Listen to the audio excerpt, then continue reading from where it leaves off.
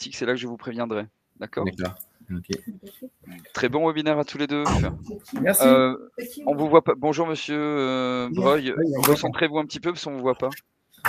Comme ça. Voilà. Tac, Donc, a priori, tout le monde est là. tac. Peut-être reculer, décaler un petit peu l'écran vers monsieur Breuil. Que vous Voilà, soyez parfait. bien cadrés tous les deux. Super. Très bon webinaire à tous les deux. C'est bon? Enfin, tous les quatre. Ok. Merci. Bon, bah, bonjour à tous. Bonjour à toutes et à tous. On est juste right on time.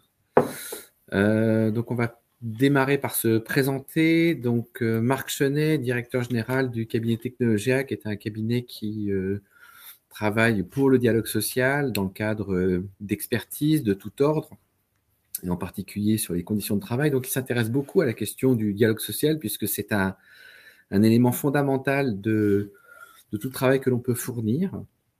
Et puis, Et donc, Arnaud Breuil, bonjour à toutes et à tous. Donc, je suis représentant le groupe UP. Donc, le groupe UP est un groupe qui est encore assez largement connu pour être un groupe émetteur de solutions de services, de titres de paiement, au premier rang desquels le chèque déjeuner qui a été inventé il y a maintenant bientôt 60 ans. Et l'ensemble des solutions que nous proposons servent aussi également le dialogue social. Donc, on est soit sur les activités sociales et culturelles à destination des CSE, soit, et on l'a vu plus récemment, sur d'autres thématiques et d'autres supports, notamment des supports technologiques qu'on appelle les solutions de gestion qui accompagnent les CSE dans leur quotidien. Bien, on a un sujet qui est assez important, la question de réinventer le dialogue social, dans le sens où on voit bien aujourd'hui que l'ensemble des réglementations ont amené à redéfinir en tous les cas le périmètre, le champ d'action de l'ensemble des acteurs. Et on va appeler derrière le terme dialogue social, en fait, toutes les relations qu'il peut y avoir entre l'entreprise et ses salariés, avec bien entendu ses représentants, et voir en quoi ce dialogue est un dialogue qui à la fois a des fondements qui sont solides, et également qui a des fondements qui permettent à chacun de bien connaître en fait ce qui se passe. Nous, la difficulté que l'on rencontre est la suivante quand on travaille avec l'ensemble de ces acteurs, c'est que l'on voit qu'il y a beaucoup de discussions qui sont menées entre la direction et les représentants du personnel, mais que les salariés ont en fait beaucoup de mal à savoir ce qui se passe. La communication, et ça va être un sujet très important de notre webinaire de ce jour, la communication entre ce dialogue, en fait, entre cet espace de discussion, parfois de négociation entre les représentants et les représentants du personnel et les représentants de la direction, descend en fait assez difficilement vers les salariés. On aura le temps d'en parler. Et puis, ça pose également un autre problème, c'est est-ce que finalement, cet espace de dialogue social n'est-il pas complètement déconnecté des réalités ? Et aujourd'hui, alors que on le voit bien que beaucoup d'entreprises essayent d'être les plus participatives possibles, pas simplement pour des phénomènes de mode, mais tout simplement parce que on sait pertinemment que on construit mieux aujourd'hui des stratégies, on construit mieux en fait des accords à partir du moment où on a une meilleure connaissance du terrain. Et puis le fait de laisser les salariés être acteurs dans certains cas de figure, ça permet en particulier de redonner du sens à son travail, ce qui est un vrai sujet. Hein. On le sait bien aujourd'hui que les salariés ont cette difficulté avec les accélérations de réorganisation, de process, d'externalisation, d'automatisation. Tout ça fait perdre du sens au travail et on aimerait pouvoir redevenir un acteur du contenu de son travail. Et pour être un acteur, c'est pouvoir s'exprimer, que ce soit dans le cadre de son département avec son manager, mais également sur des sujets beaucoup plus larges, comme toutes les négociations qui ont lieu, c'est quelque chose qui est assez fondamental. Donc nous, on a été amené à réfléchir à la communication, d'abord, qu'il y a entre les acteurs du dialogue social et les salariés eux-mêmes. Alors c'est un sujet qui est assez important parce que est-ce qu'on a le droit de le faire ? Et donc Arnaud va pas mal étayer ce sujet-là. Est-ce que les représentants, en tous les cas, de la direction et les représentants du personnel, et principalement, on va s'occuper de la question des représentants du personnel et de la communication, est-ce qu'on a le droit de communiquer aujourd'hui lorsque l'on échange avec la direction, soit dans le cadre de débats au sein du CSE, soit dans le cadre de débats de négociation, des NAO ou tout ce que vous voulez. C'est un premier sujet, parce qu'on se dit, tiens, on aimerait par exemple, je prends un exemple très bête, on aimerait faire évoluer un accord de télétravail, on voudrait en tous les cas montrer qu'il se passe certaines choses, mais dans certains cas de figure, on a, oui, des NAO, tout à fait, dans le cadre des NAO, mais est-ce qu'en fait on a le droit de poser la question, d'ailleurs j'ai envie de rebondir sur ce que dit Joris, est-ce qu'on a le droit de dire, est-ce que vous voulez être augmenté? Je plaisante un petit peu, évidemment, c'est un sujet où tout le monde va répondre oui, mais il y a pas mal de questions qui se posent sur le regard que l'on porte entre, par exemple, l'équipe d'une entreprise qui peut être en difficulté avec les augmentations de prix, et puis l'inflation de l'autre côté. Et donc, est-ce que les salariés ont aussi un avis sur le niveau d'augmentation qui serait un bon équilibre? En fait, ce sentiment.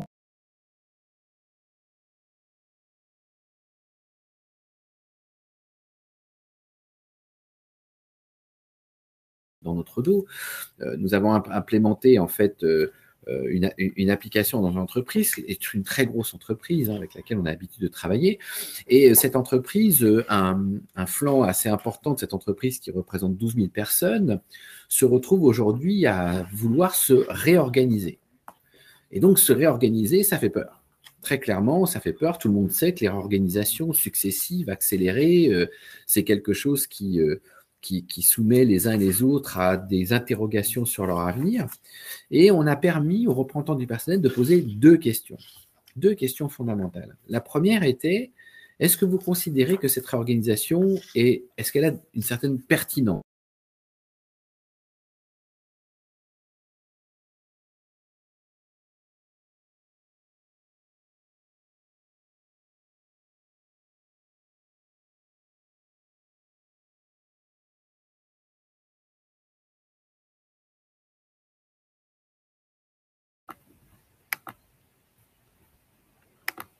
Je ne sais pas si vous nous entendez tous. Si quelqu'un peut mettre quelque chose dans le chat. Là, on a un petit problème. Ouais, a priori, c'est pas nous, en fait. C'est pas un problème de connexion. Ouais. C'est bon à nouveau. Merci, Eve. Super. Eve, si vous pouvez nous redire, c'est OK? C'est OK, c'est OK? A priori, c'est OK.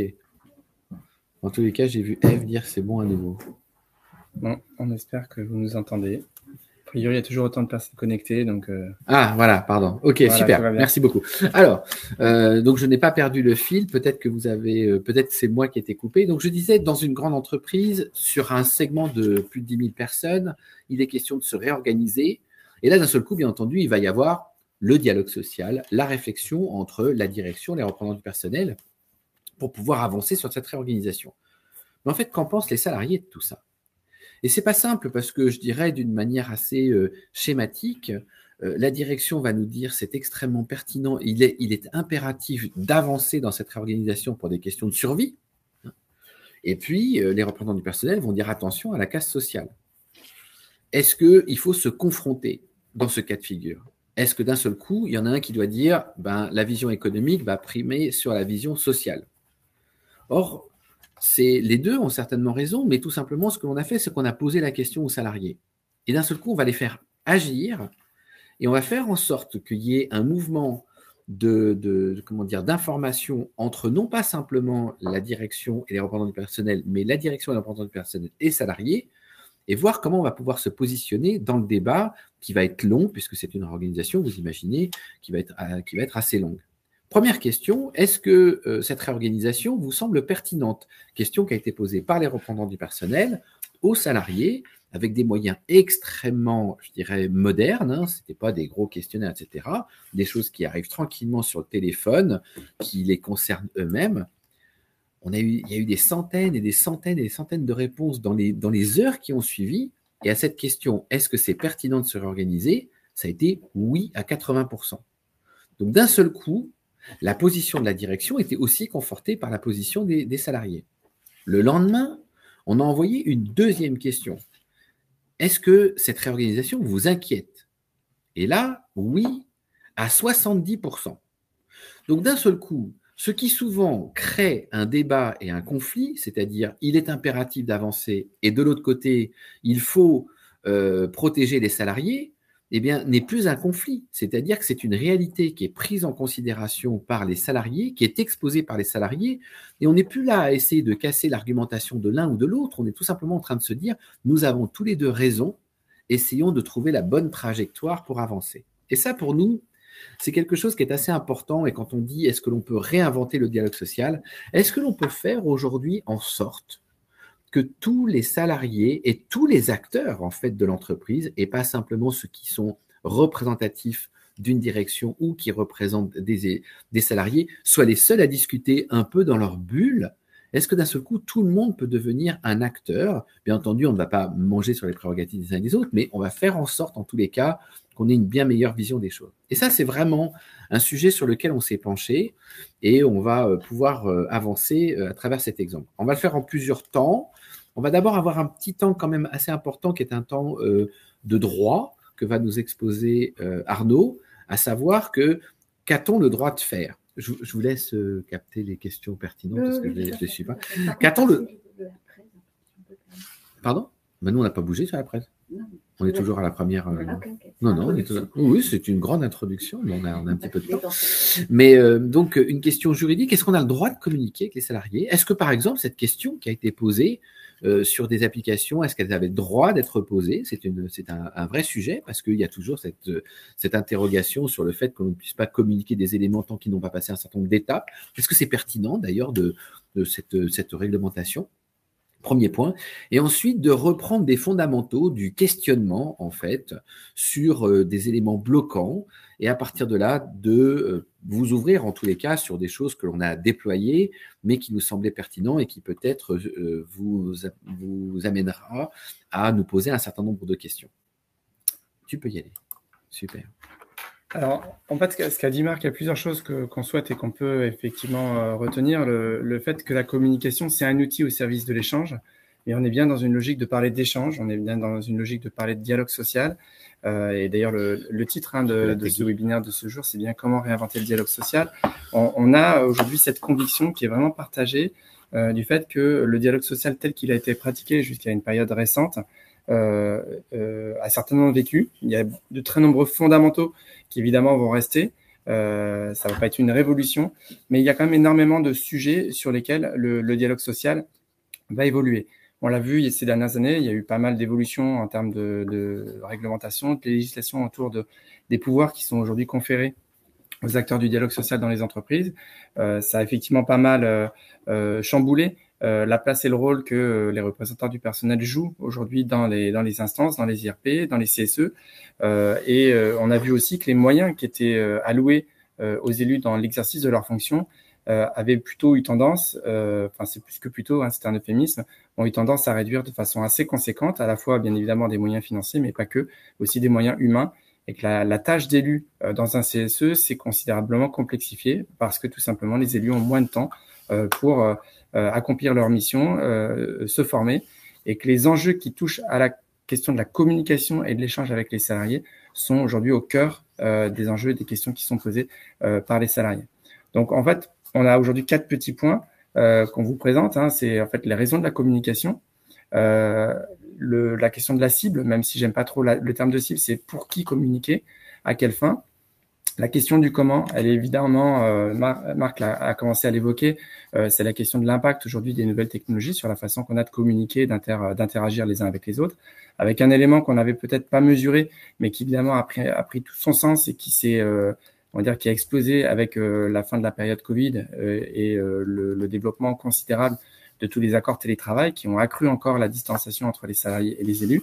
Et puis, bien évidemment, cette question qu'on évoque, qui est le 4e point, on parle de communication, mais pas simplement la communication descendante, celle qui va des élus vers les salariés ou de la direction vers les salariés, mais aussi cette capacité qu'on a aujourd'hui à répertorier, répercuter l'expression des besoins des salariés qui sont quand même normalement les bénéficiaires finaux de tout processus de dialogue social dans les entreprises.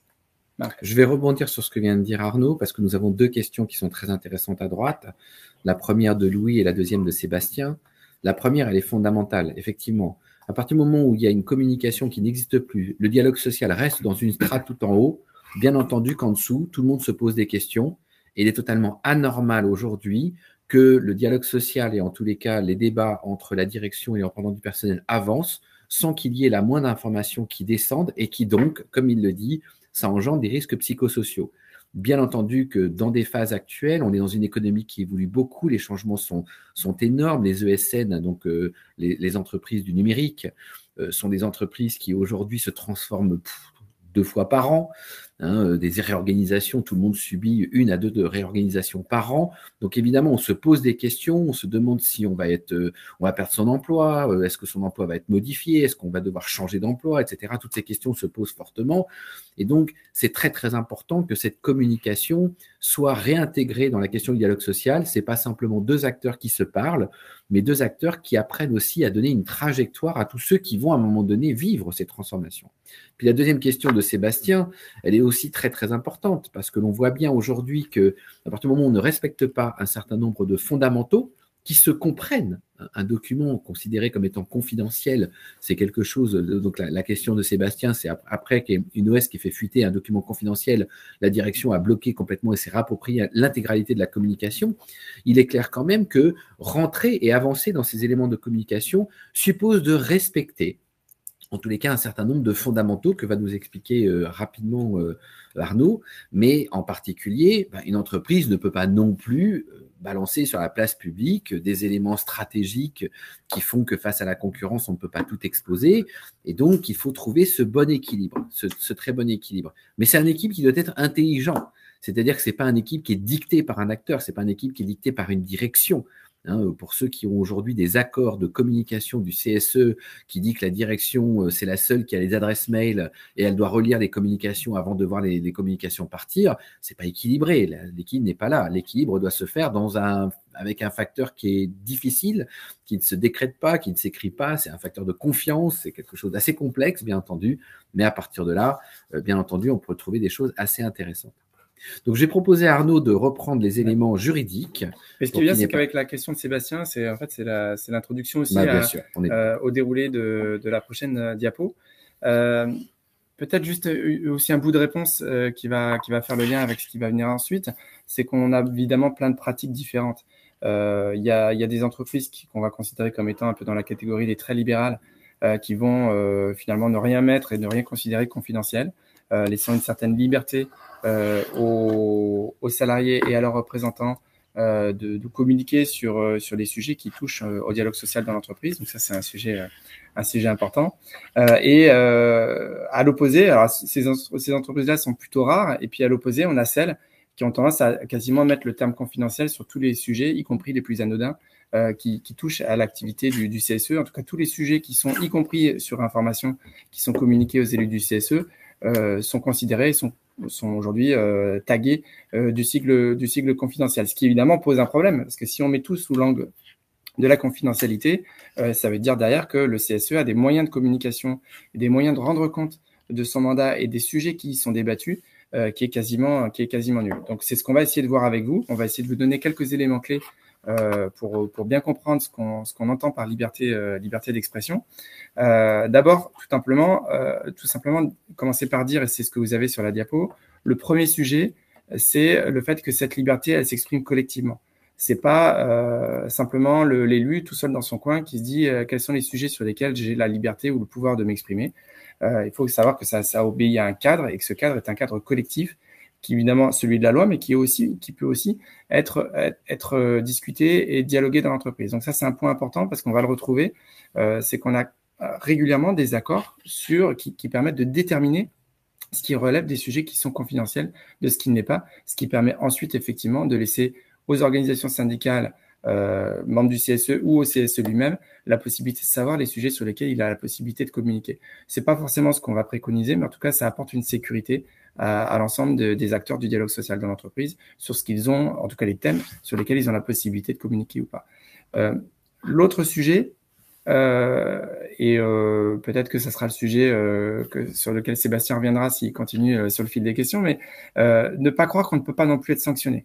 Divulguer une information dont le caractère est effectivement confidentiel, l'exemple que Marc a donné tout à l'heure sur, par exemple, une négociation en cours sur le rachat d'un concurrent, d'une filiale, une fusion, enfin peu importe, un sujet qui touche en fait notamment au secret des affaires, impose de la part des élus du CSE le même type d'obligation que celle que pourrait avoir, par exemple, un administrateur de l'entreprise. Donc ça, c'est vraiment important de le savoir. Et donc, il est effectivement aussi important de considérer qu'en tant qu'élu, on est tenu à ce devoir de discrétion sur les sujets qui sont effectivement confidentiels. Après, l'autre élément, l'autre erreur qui pourrait être communément commise, c'est ne pas croire qu'on ne peut pas divulguer toute information portée à notre connaissance. C'est le corollaire du premier, mais ça va ensemble et ça va de soi. Donc, ce qu'on va essayer de faire maintenant, avant d'aborder la suite, c'est évidemment de vous donner quelques clés de lecture pour vous permettre de savoir quels sont les sujets sur lesquels vous pouvez en fait régulièrement communiquer. Le premier, c'est celui qui touche à la question de la communication syndicale. Donc ça, c'est clair, c'est dans le Code du travail. Je ne vais pas vous dérouler toute la diapositive. De toute façon, ceux qui le demanderont pourront recevoir évidemment la présentation qu'on va faire aujourd'hui. C'est que la question de la communication syndicale, elle est réglée par le Code du travail. Et comme je viens de le dire, un accord d'entreprise peut en plus définir les conditions et les modalités de diffusion des informations syndicales ou celles du CSE. Et donc, à défaut d'accord, les règles qui touchent à la question de la communication dans les entreprises sont régies notamment au travers de ce qui touche à la question de la publication des tracts sur un site syndical accessible à partir de l'intranet de l'entreprise. C'est-à-dire que l'entreprise a aussi l'obligation de laisser aux élus les moyens de communiquer et les moyens de remplir leurs fonctions sur l'ensemble des prérogatives qui sont les leurs. Donc ça, c'est un point important. Et puis, donc là, on parlait de communication syndicale et celle qui va avec, c'est celle de la question de la communication du CSE. Donc, c'est un petit peu plus loin dans le Code du travail. C'est l'article L 2315-15 du Code du travail qui prévoit que les membres de la délégation du personnel, donc du CSE, ont la possibilité de porter à la connaissance des salariés l'ensemble des sujets sur lesquels ils sont amenés à discuter, à communiquer et bien évidemment à émettre un avis quand c'est le cas. Tout ça, évidemment, c'est encadré par un autre élément qui est celui de l'obligation de discrétion. Avoir le droit de communiquer, ça ne veut pas dire qu'on peut communiquer sur tout. L'obligation de discrétion s'impose, c'est ce qu'on a vu en corollaire et c'est la réponse qu'on a apportée à la question posée par Sébastien, s'impose aux membres du CSE, qu'ils soient titulaires ou suppléants, que ce soit les représentants syndicaux au CSE. Et donc, elle a évidemment la possibilité de communiquer des informations qui représentent un caractère... Non, elle se doit de ne pas communiquer les informations qui représentent un caractère confidentiel et en tout cas celles qui sont représentées comme telles par l'employeur. Donc, on revient à ce qu'on se disait tout à l'heure, c'est quelle est la limite et les éléments qu'on va vous présenter maintenant devraient vous permettre de jauger, en tout cas de juger de ce qui peut effectivement relever du confidentiel. L'information doit présenter donc ces caractères objectivement ou légalement un caractère confidentiel. On a donné l'exemple de la question du rachat d'une entreprise. L'information n'est pas objectivement confidentielle lorsqu'elle est déjà connue du personnel ou des tiers. Donc, ça ne veut pas dire que ça doit porter sur tous les sujets. Et enfin, l'employeur ou son représentant, et non un expert comptable, par exemple, doit déclarer que l'information est confidentielle. Et donc, pour se couvrir, beaucoup d'employeurs, effectivement, ont tendance à mettre le terme confidentiel avec le petit tampon sur la feuille qui va bien à quasiment chaque sujet du CSE et ce qui effectivement est complètement abusif et qui permet normalement au CSE de pouvoir contourner cette obligation. Donc, premièrement, liberté d'expression versus l'obligation de discrétion versus la confidentialité. Et la question que nous sommes régulièrement amenés à nous poser et à laquelle évidemment on ne peut avoir que de réponses particulières en fonction des situations auxquelles nous sommes confrontés, c'est quelle est l'information que l'élu du CSE peut transmettre aux salariés. Donc, quelques catégories. Tout ce qui touche à la vie économique et sociale de l'entreprise, les thèmes qui sont abordés au CSE, les avis, les experts, la question du droit d'alerte, bien évidemment les négociations, les nouveautés sur les ASC, le droit des salariés, les événements.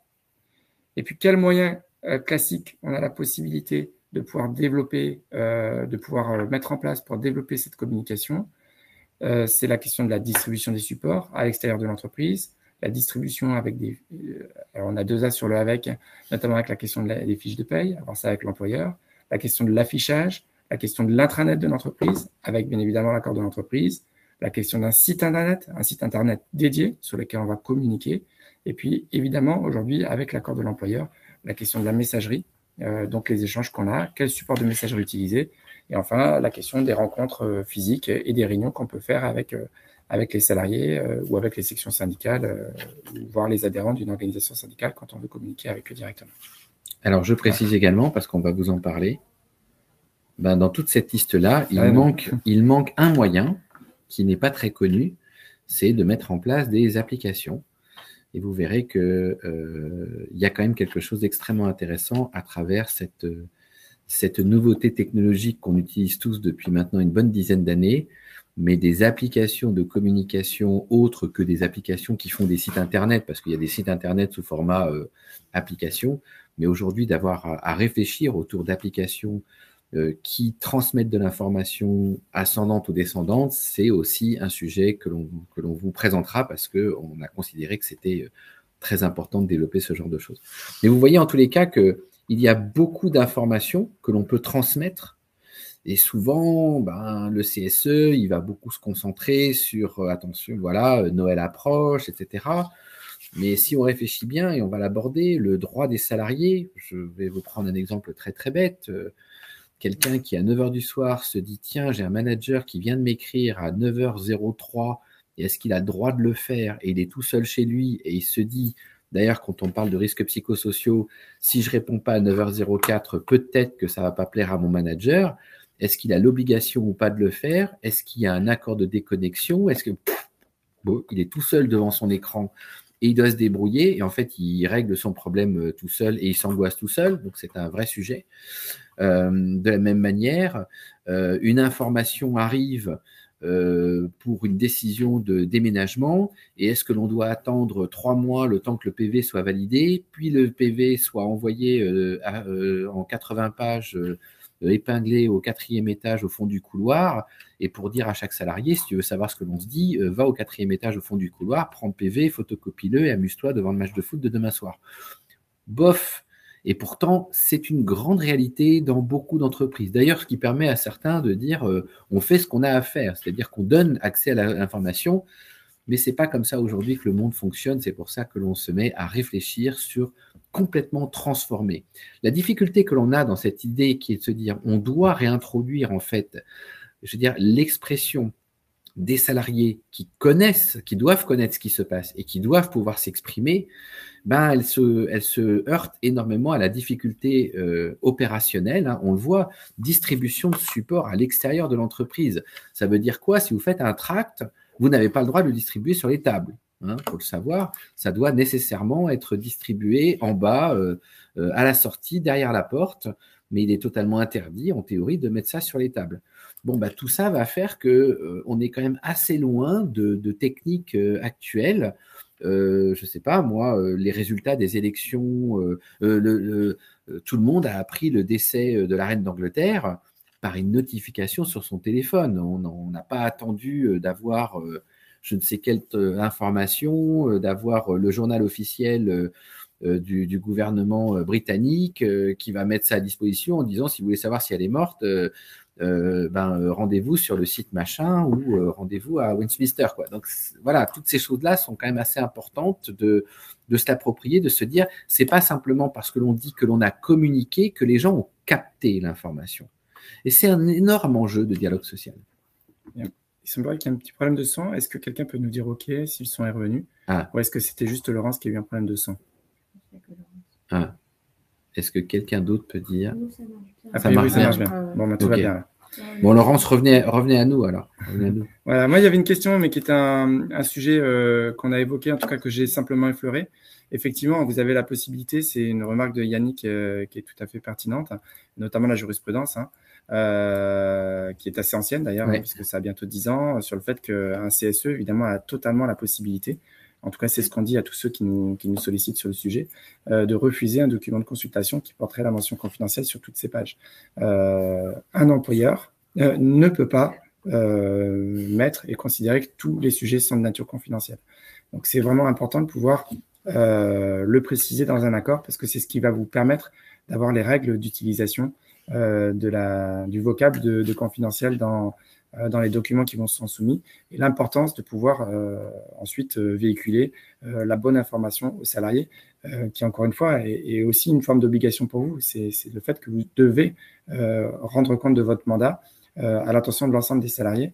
Et on constate bien évidemment trop souvent aujourd'hui cette désaffection des salariés pour les instances représentatives du personnel, pour les élus que vous êtes, tout simplement parce que souvent, ils n'ont pas connaissance suffisamment approfondie, suffisamment forte du travail que vous faites au quotidien, que ce soit avec les délégués syndicaux dans le cadre des négociations, c'est-à-dire que le produit du travail qui est fait au quotidien par les élus pour produire du droit qui va ensuite bénéficier à l'ensemble des salariés est malheureusement trop peu connu, en tout cas pas suffisamment mis en valeur.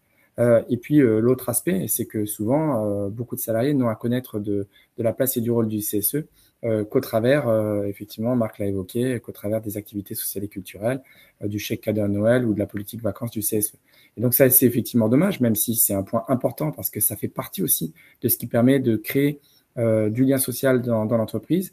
Mais la fonction du CSE ne se résume pas qu'à ça. Donc c'est un tout, c'est un ensemble. Et les enjeux de communication donc, ne sont pas que le vernis ou le paquet cadeau qu'on va voir en premier. C'est aussi ce qui va permettre de toucher au fond et ne va pouvoir permettre de renforcer les échanges et les interactions avec les salariés. Et parce que tout simplement, c'est ce qui est au cœur du sujet. Il y avait un autre petit point qui a été abordé par Louis, qui est effectivement totalement vrai, c'est que sous couvert de la loi RGPD, aujourd'hui, il y a une certaine restriction à la possibilité de communication vers les salariés. Mais ça, on va en reparler un petit peu plus tard. On va l'aborder. Je voudrais prendre un exemple un petit peu pour illustrer justement l'ensemble des éléments que l'on communique. Un CSE est informé et consulté chaque année avec les trois récurrentes. Les trois informations consultations récurrentes. La stratégie, ce qu'on appelle les orientations stratégiques, ce qui est quand même loin d'être neutre, c'est-à-dire que la direction arrive avec un dossier en expliquant sa trajectoire sur les 3 voire 5 années à venir quand elle y arrive, parce qu'aujourd'hui c'est un peu compliqué, mais globalement elle va présenter les orientations stratégiques. C'est quelque chose d'extrêmement important, ça donne la trajectoire, ça donne la vision. Ne serait-ce que l'appropriation, la compréhension, le dossier qui est présenté aux représentants du personnel, est-ce que ceux-ci communiquent en fait ce qu'ils ont capté en fait et ce qu'ils peuvent en ressortir? Généralement, non. D'accord ? Après, la direction, elle va passer par sa ligne managériale, mais vous, en tant que représentant du personnel, sans être nécessairement polémique, mais tout simplement pour exprimer une information qui vous est arrivée, cette information a tout à fait le droit de redescendre par aussi votre canal. La deuxième information consultation, c'est ce qu'on appelle la situation économique et financière. Donc pareil, ça nous arrive, on est nommé, on va faire un travail, on a un mois ou deux pour essayer de comprendre les comptes passés et toutes les dimensions des comptes passés, de trouver 3-4 sujets intéressants sur des questions d'investissement en particulier. L'investissement, c'est souvent la marque de la volonté de pérennité de l'entreprise, surtout pour des sites industriels. On sait qu'un site industriel, il n'y a plus d'investissement, il n'y a plus de site, ça on le sait. Bon, qu'est-ce qui fait que à la suite de l'expertise, l'expert vous a donné 3 lignes directrices et vous permet de communiquer? Pas simple. Alors oui, il y a toujours de temps en temps des tracts. Merci l'expert, il a écrit ceci, il a écrit cela. Encore une fois, le tract, ce n'est pas le moyen de communication le plus simple. Et puis, vous avez les politiques sociales. Cette troisième information. Bon, pareil, lorsqu'on est amené à faire des politiques sociales, on va avoir des éléments importants, par exemple sur l'évolution des salaires moyens, sur l'évolution des effectifs, sur la formation, sur l'égalité professionnelle. Comment est-ce qu'on fait pour communiquer de manière très très simple et non pas de dire éventuellement en annexant le rapport au PV du CSE, si vous voulez savoir ce qui s'est passé, lisez les 150 pages. C'est pas possible ça. C'est pas possible. Donc il faut trouver d'autres canaux et pas simplement se dire j'ai donné accès à l'information. Ça ne suffit pas. Donc ça va être un point extrêmement important que l'on va aborder. On passe à la slide suivante. Oui, alors j'ai une question de Sébastien encore. Je reviens dessus parce qu'elle est importante et je suis pas sûr qu'on aura l'occasion de réaborder le sujet de cette façon-là plus tard. Donc, elle est importante parce qu'elle pose la question de la confidentialité, notamment à d'autres catégories de représentants que sont soit les représentants de proximité, soit les délégués syndicaux. On part du principe que la nature confidentielle de l'information est avérée, c'est-à-dire qu'elle n'est pas sujette à discussion, que c'est une information qui est réellement confidentielle. Effectivement, les élus du CSE, quand ils l'ont en leur possession, n'ont pas la possibilité de la communiquer aux délégués syndicaux ou RP, puisque eux-mêmes, en fonction des sujets, peuvent ne pas être soumis à la même obligation de confidentialité. Donc, ça reviendrait tout simplement à faire fuiter une information de nature confidentielle. Et donc, effectivement, la responsabilité des élus pourrait être engagée dans un contexte comme celui-là. Maintenant, on est dans la vraie vie, on va dire ça comme ça, avec la proximité de travail qui peut être celle entre les RP et les délégués syndicaux est telle qu'on a bien évidemment la possibilité dans le cadre d'une discussion d'échanger sur des sujets qui peuvent être de nature confidentielle, mais dès lors que ça ne sera pas potentiellement attentatoire à cette obligation de confidentialité. Et donc, c'est-à-dire qu'en fait, ça reviendrait à la remettre en cause. Donc là, c'est vraiment important de respecter cette obligation et de ne pas, du coup, divulguer des documents, y compris à destination des délégués syndicaux ou des représentants de proximité. Alors, maintenant, on va essayer de rentrer un petit peu dans le dur de cette refonte, en fait, du dialogue social. Et si au sein du cabinet Technologia et du groupe Up, je dis Up Chèque Déjeuner parce que Up, on ne sait pas toujours que c'est Chèque Déjeuner, mais si ensemble on s'est penché sur le sujet, c'est que en fait on a été confronté à des situations qui nous semblent extrêmement problématiques. La première que l'on relève ici sur cette slide, c'est quand on informe et que l'on veut faire participer, en fait, dans cette bulle du dialogue social, on veut faire participer les salariés, la première question qui est intéressante à se poser, c'est qu'est-ce qui les intéresse, en fait? Et là, je pense que beaucoup pourraient avoir certaines surprises. On s'est rendu compte, parce que l'on capte aujourd'hui, à travers notre application à laquelle Ma Vie Pro, on capte énormément d'informations et on voit que lorsqu'il y a de l'information qui circule, il y a de l'information qui est énormément lue et puis il y a de l'information qui n'est pas lue du tout. Et c'est très, très important aujourd'hui de savoir, pas simplement sélectionner les thématiques, mais savoir les exposer. Donc, ça va être un vrai sujet. Puis la deuxième chose, c'est qu'effectivement, si on veut aujourd'hui les faire participer, comment est-ce qu'ils vont pouvoir trouver et faire circuler cette information? Et là aussi, il est important de se référer à la vie de tous les jours. Dans la vie de tous les jours, ne jamais oublier ça. Si un salarié cherche une information, il prend son téléphone, je suis désolé de faire de la pub pour un Américain, il va sur une barre Google, il tape un mot, et en 3 secondes, s'il a envie même de voir une vidéo du but de Lionel Messi hier, bon, pour ceux qui aiment le foot, il était magnifique, mais ceux qui veulent voir ce but, il faut 3 secondes pour trouver l'information. Il faut 3 secondes pour trouver l'information. Vous êtes un salarié. Vous cherchez aujourd'hui dans un cadre d'astreinte, on parle des ESN, donc parfois il faut d'astreinte, les ESN, donc les entreprises du numérique, mais d'astreinte par rapport à des clients, et qu'on se dit, tiens, au fait, quels sont mes droits de récupération, et que vous venez de finir une nuit difficile, et que, allez, avec un petit peu de chance, mais vraiment au bout d'un quart d'heure, sur un site intranet, etc., vous trouvez l'accord qui fait 87 pages, je connais, un accord de 87 pages dans une ESN sur les questions de temps de travail, qui fait 87 pages, qui est scanné, qui est même pas, on peut pas faire de la reconnaissance de caractère, qui est scanné, qui est signé, qui est scanné, et il faut vous coltiner ça après votre nuit, etc. Bon, au bout d'une demi-heure, peut-être, si vous êtes très chanceux, vous avez trouvé l'information, mais en fait, ça fait longtemps que vous avez abandonné. Et le comportement aujourd'hui des gens, c'est je cherche l'information et je la cherche vite. Et j'aimerais avoir une information certifiée. J'aimerais être sûr. Et si je suis pas sûr, j'appelle un pote. Et si j'appelle un pote, il va dire moi je pense que. Et en fait, au lieu d'aller sur Doctolib chercher un médecin qui va vous donner la réponse et dans tous les cas de trouver une réponse certifiée, vous allez sur un forum Doctissimo, avec tout le respect que j'ai pour Doctissimo, vous allez sur Doctissimo et au bout du compte, vous avez des gens qui vous disent je sais pas trop ce que sont tes plaques sur ta jambe droite, est-ce que c'est de l'eczéma ou c'est beaucoup plus grave, j'en sais rien, mais bon, globalement, en fait, vous savez pas trop. Ça, c'est un vrai problème.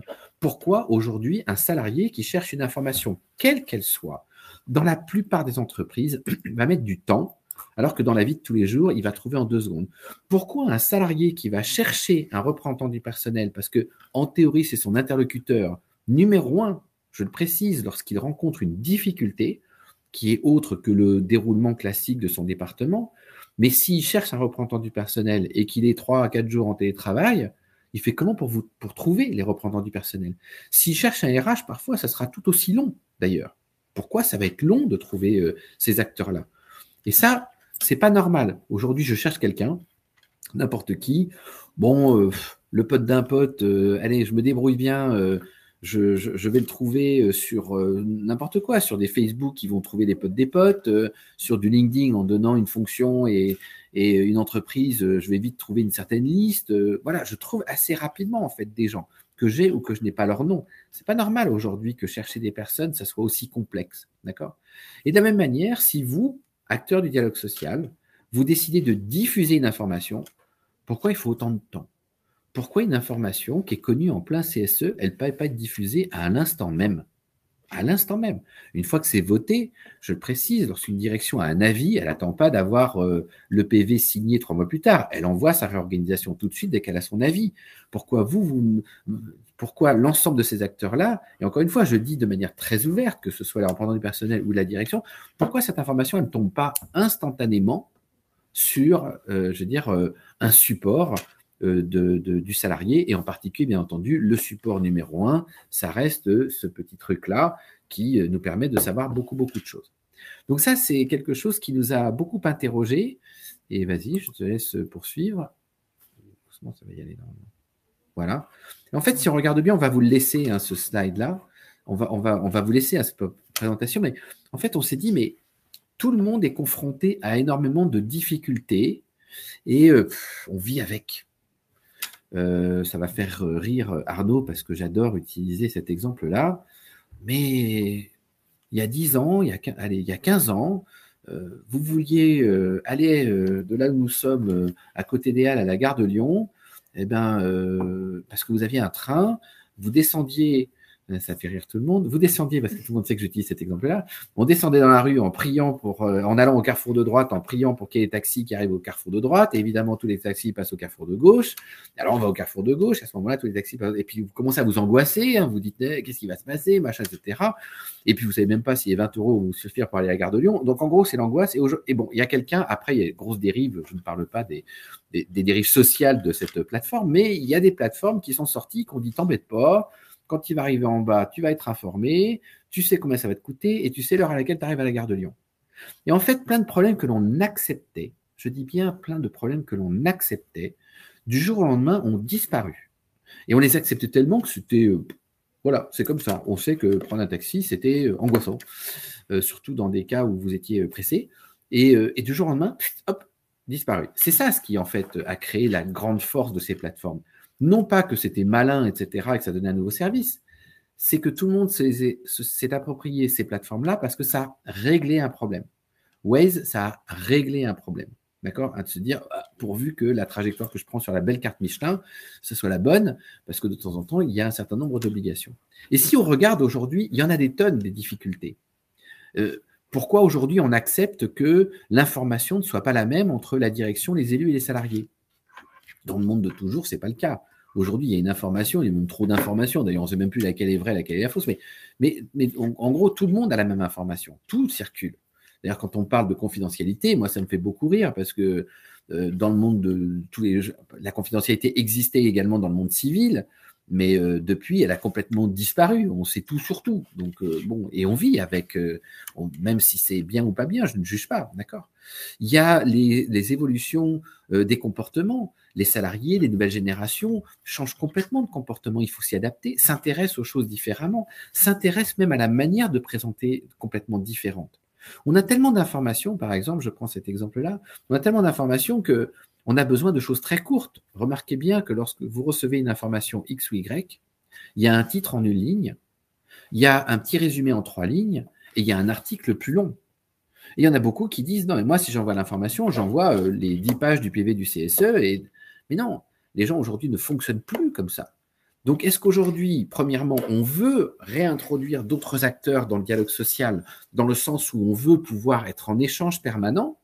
Mais la deuxième chose, c'est est-ce que si on veut les introduire, on est obligé de s'adapter à leur comportement et pas de leur dire, si tu veux savoir, il faut te coltiner les 30 pages. C'est très, très, très important. Donc, toutes ces choses-là, on en a posé un certain nombre qui sont parfois très, très comportementales, très technologiques, très politiques aussi. Pourquoi aujourd'hui, dans des conflits intersyndicaux, on se retrouve à ne plus à ne plus échanger avec les salariés, ou en tous les cas, parfois, se retrouver avec des informations qui sont totalement dissonantes. Alors oui, chacun a le droit de choisir le journal qu'il a envie de lire, mais on peut aussi trouver quand même des lignes directrices d'information très neutres où les gens trouvent de toute façon un minimum d'informations et un peu plus tard, ils iront trouver finalement les analyses qui les différencient. Mais il y a d'abord une information et ensuite il y a une analyse. Et aujourd'hui, la personne classique, elle cherche une information. Donc tout ça nous amène naturellement à y réfléchir et, si tu peux avancer, Merci. Il y avait peut-être deux questions. Ah, pardon, excusez-moi, de communiquer. Il y avait une remarque. J'ai envie de répondre à Kevin, là. Vas-y, parce que j'allais le faire. Très bien, très bien. La BDESE ne fait pas partie des moyens classiques. Je vais vous poser la question, là, vous êtes quand même presque une centaine en ligne.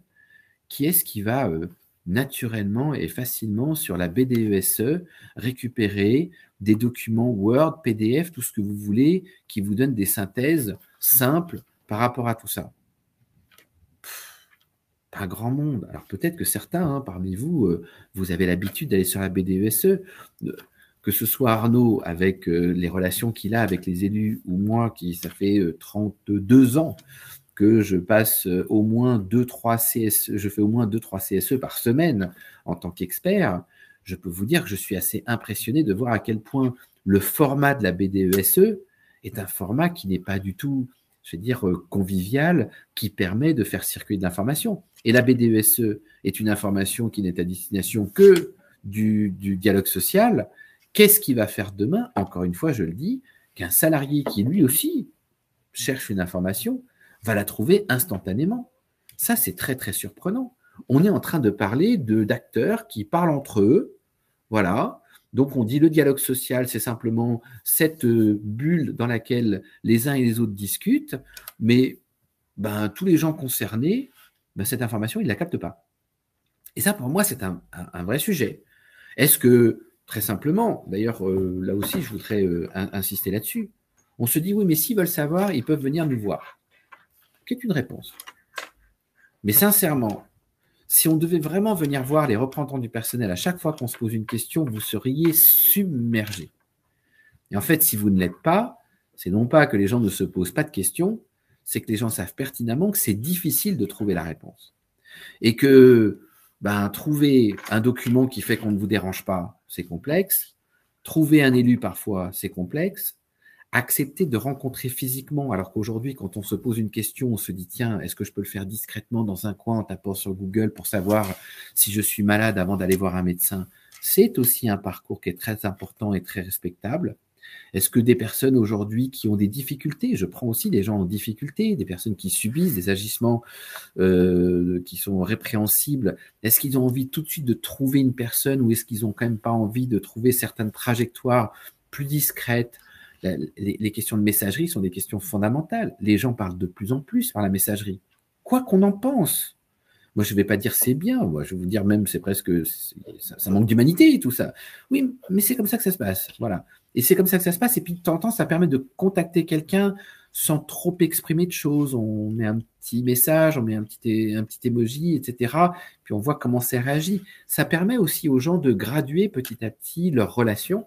Et donc, à partir de là, il va être extrêmement important de réfléchir entre les moyens qui sont utilisés dans la vie de tous les jours, de réfléchir comment on peut les transposer. Et je vais même dire une dernière chose importante, parce que ça, ensuite on va répondre à vos questions, puis on vous montrera en 2 temps 3 mouvements cette application qu'on a développée et ses fonctionnalités pour que vous voyez en fait la réflexion qu'on a essayé de porter et que l'on veut faire évoluer. D'ailleurs, toutes vos remarques pour nous sont des moyens de faire évoluer les choses.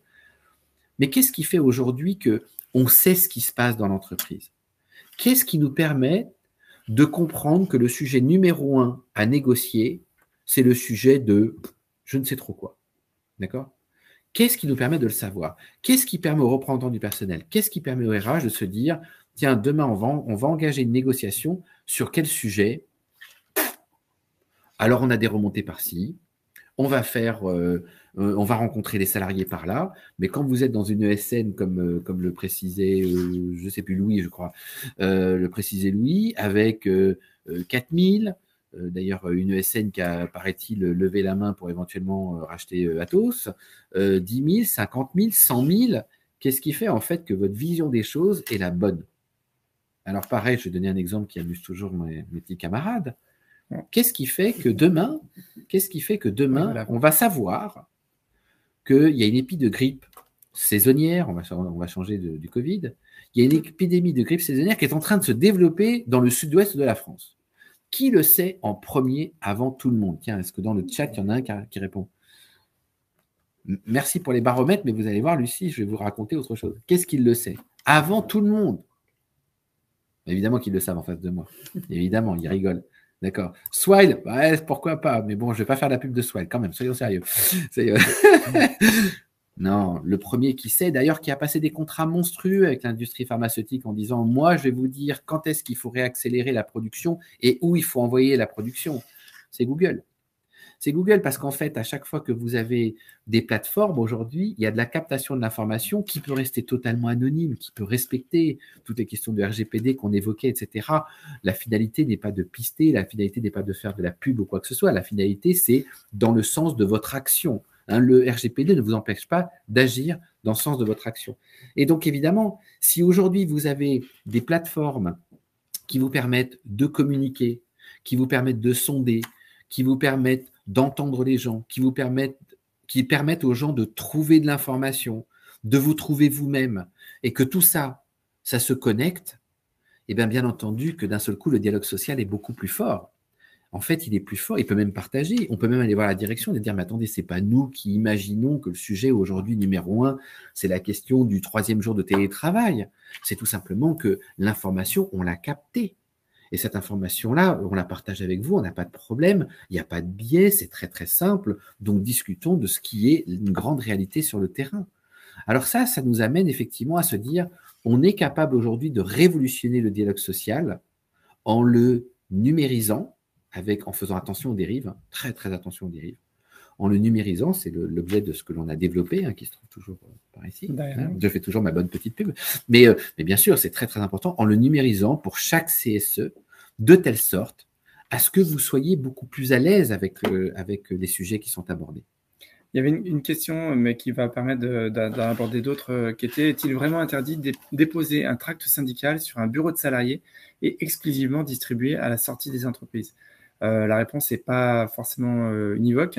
Tout dépendra évidemment du règlement de l'entreprise et il est important de bien distinguer ce qui relève du tract syndical, donc de la communication syndicale, de ce qu'on a commencé à faire tout à l'heure et de ce qui relève de la communication du CSE, qui évidemment normalement est beaucoup plus libre en termes d'accès, distribution pour les salariés. Donc normalement, l'entreprise a l'obligation de prévoir des espaces de distribution et d'affichage de la communication syndicale. C'est souvent à côté des machines à café, dans les tisanières et autres, ou la possibilité pour toute organisation syndicale d'afficher les tracts, donc bien dans les locaux de l'entreprise. Par contre, pour ce qui est de la distribution directe à l'attention des salariés, sauf accord express de l'entreprise, et donc auquel cas on a la possibilité effectivement de passer dans les bureaux, déposer le tract sur les bureaux de ses petits collègues, normalement, si c'est pas autorisé, ça veut dire que c'est interdit. Voilà. J'ai eu d'autres questions. BDSE, Marc y avait largement répondu. C'est vrai que c'est un document qui, quoi qu'il arrive, est un document qui peut être très utile.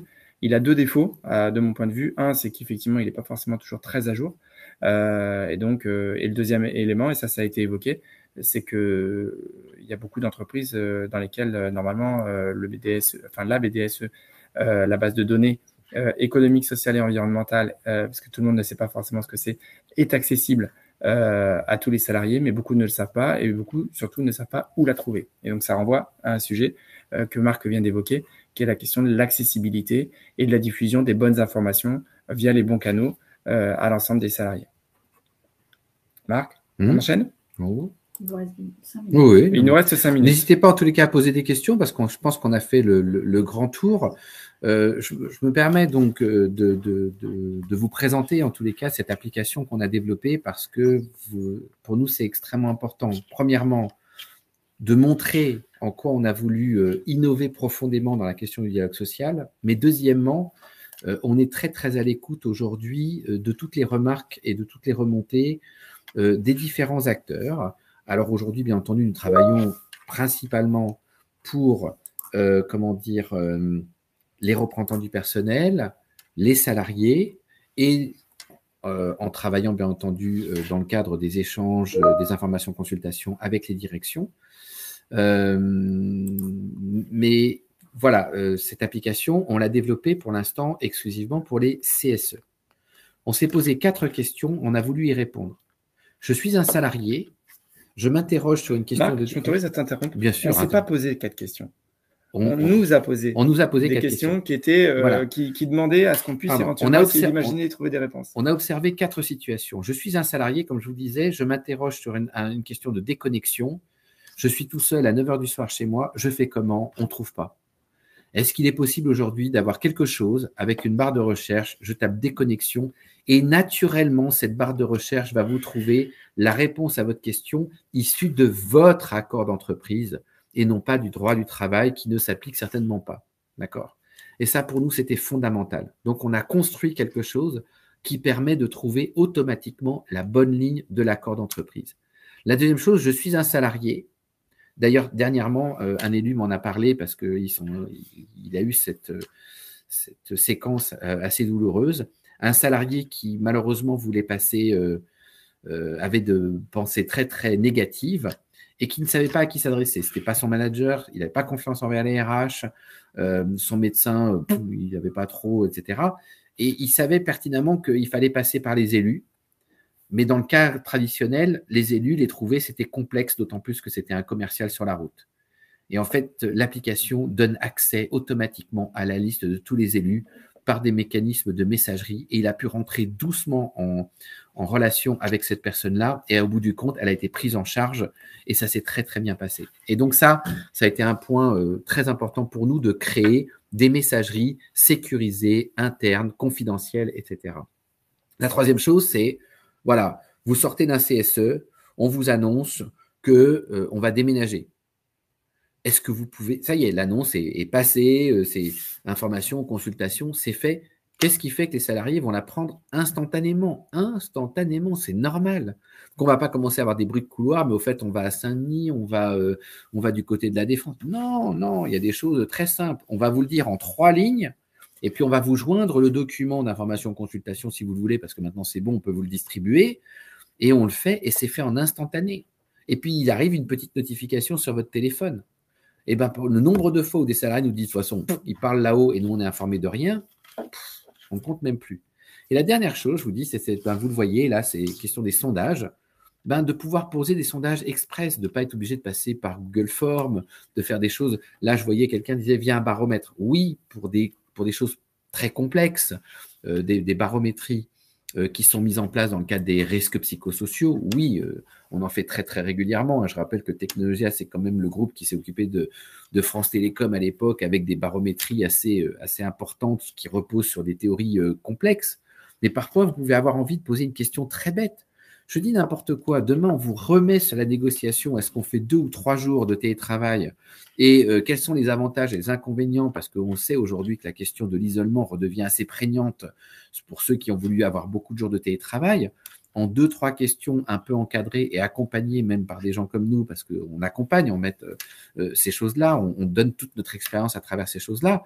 Mais en 2-3 questions, il n'y a plus de débat en fait en CSE. C'est pas non, mais il faut 3, non, mais il faut 2, parce que non, en fait, vous avez la réponse des salariés, c'est terminé, c'est plié. Et au lieu de dire les salariés pensent, vous dites les salariés disent, pardon, et c'est beaucoup plus simple. Voilà. Du coup, attendez, qu'est-ce qui est écrit? Non, il y avait une petite remarque de Louise, tout à fait d'accord, je ne pense pas avoir dit le contraire. Donc, conformément à l'article L 2142-4 du Code du travail, les publications et tracts de nature syndicale peuvent être librement diffusés aux travailleurs dans l'entreprise, etc. etc. Et donc, effectivement, il y a une interprétation assez large qui permet de considérer qu'effectivement, la communication sous forme de tract peut avoir lieu non seulement au port de l'entreprise, mais aussi dans les couloirs, au port de la cantine ou dans une réserve accessible au public. La question concernait le fait de déposer un tract sur un bureau, donc dans le bureau du salarié, où là, effectivement, on a une restriction un petit peu plus importante, mais toute la jurisprudence issue de la Cour de cassation, notamment chambre criminelle, puisqu'on avait une question de délit d'entrave qui avait été posée pour cette jurisprudence, n'a pas évolué. Donc, c'est bien celle-là qui est toujours en œuvre. Je réponds à Franck, là, qui dit du coup, avec cette appli, plus besoin de RP. Pas du tout. Pas du tout. C'est tout le contraire. Mais c'est très intéressant. Nous considérons en fait qu'il y a 2 formes de données. Il y a des données quantitatives et des données qualitatives. Cette application, elle est là pour démultiplier les relations et de faire en fait 2 formes d'information. Une information très quantitative.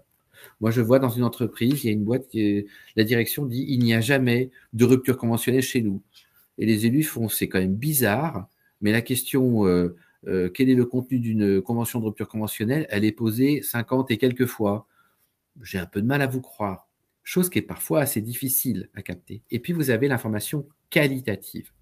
C'est-à-dire que ce que vous voyez de manière assez macro, mais qui pose en fait le problème, vous allez, avec les représentants de proximité, pouvoir rentrer plus dans le détail. On va vous interroger, vous allez dire oui, on est au courant qu'il se passe ceci, il se passe cela, dites-en-nous plus. Et là, d'un seul coup, lorsque vous êtes dans le dialogue social, vous pouvez d'une part dire le sujet est posé, et même on va vous l'exposer dans le détail. Alors, on va devoir vous quitter, mais la dernière question est celle qui nous permet de boucler. Donc, merci Yannick de l'avoir posée. C'est que Yannick nous dit l'alimentation de la base de données, c'est-à-dire l'ensemble des accords, les notes de service, le résumé des PV, etc., est très chronophage. Quelle solution proposez-vous pour alimenter facilement cette base, surtout si les fichiers de base sont des scans PDF difficilement exploitables? Ça, c'est nous qui le faisons, c'est-à-dire quand le CSE devient client de la solution MaViPro, il nous transmet l'ensemble des documents, peu importe le format, l'ensemble des documents qui sont signés et qu'il souhaite voir traduits sous forme de foire aux questions, et que le travail qu'on va mener, nous, ça va être de transformer ces accords sous forme de foire aux questions pour que ce soit facilement accessible pour l'ensemble des salariés. Donc, c'est sous forme de fax, c'est-à-dire qu'au lieu d'avoir un article tant à la page 40 de l'accord, on a une question, on a la réponse à la question qui est contenue dans l'accord. Et bien évidemment, nous, on y rajoute des mots-clés qui permettent d'avoir cette recherche qu'on a mis en place donc avec la barre de recherche qui permet, quand on a un mot-clé, de trouver directement là où les questions qui ont trait à l'utilisation de ce mot-clé. Donc, c'est vraiment la spécificité, l'originalité et la force de cette application qu'on a développée ensemble. C'est vraiment de permettre à tout un chacun, à tout salarié, d'avoir accès à la bonne information qui le concerne et donc aux accords qui ont été négociés. Et comme le disait Marc, l'intérêt de cette application, c'est-à-dire que nous, on croit, et c'est aussi pour ça qu'on s'est alliés sur cette question-là, on croit au fait que la technologie n'est pas là pour contribuer à accroître encore la distance qu'il peut y avoir entre les individus, mais c'est au contraire de créer les conditions qui vont permettre de rapprocher les élus du personnel avec les salariés en mettant à disposition, au-delà des accords qui sont négociés, la possibilité de se reconnecter avec les salariés via un chat et donc de pouvoir communiquer et échanger avec les salariés sur l'ensemble des missions qui sont celles des CSE. Je conclus pour rebondir. N'hésitez pas à nous challenger. Les ordonnances Macron, le télétravail, toutes ces choses-là ont créé de la distance, etc. Nous souhaitons justement réfléchir, trouver des solutions, et c'est parce que vous nous challengez. Yannick, n'hésitez pas, on vous rappellera pour ça. Et Mirella aussi. Mais voilà, si vous voulez, tout le monde pourra nous rappeler, on vous donnera tout ça. C'est très, très, très abordable, vous verrez. Mais challengez-nous, parce que on ne veut pas subir en fait aujourd'hui toutes les évolutions législatives et les évolutions du monde. Et on veut impérativement faire en sorte que ce dialogue soit toujours un dialogue très, très fort et que les représentants soient toujours terriblement représentatifs. Mille merci à vous tous. Merci à tous. Et donc, on est à votre disposition. On répondra à toutes les questions qui peuvent venir ultérieurement. Et bien évidemment, pour ceux qui veulent avoir des indications supplémentaires sur les tarifs, comme Mirella et Yannick, on vous rappellera. C'est très, très abordable. Et de toute façon, c'est fait sur mesure aussi en fonction de la taille de l'entreprise et du nombre d'accords qui sont à intégrer dans la base de données. Merci à tous. Mille merci. On récupère les... Accepte.